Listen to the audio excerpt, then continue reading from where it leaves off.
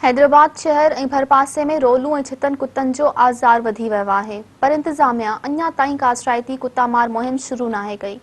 Civil अस्पताल में 5 महीननि दौरान 4,464 छिते कुते ॾाढ़ियलनि जा केस रिपोर्ट थिया आहिनि। सिविल अस्पताल इंतज़ामिया मूजिब जनवरी खां मई महीने ताईं कुते ॾाढ़ियलनि जा 1,390 केस ज़ाहिर थिया आहिनि।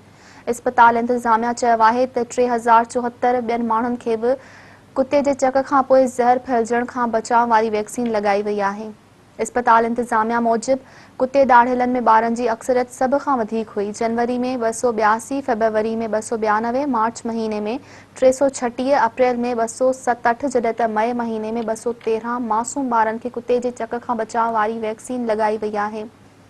अस्पताल इंतज़ामिया वधीक चयो त हर ॾींहुं 10 खां 11 केस कुते ॾाढ़ियलनि जा अचनि था, जिन में वधीक अक्सरियत औरतुनि ऐं मासूम ॿारनि जी हूंदी आहे।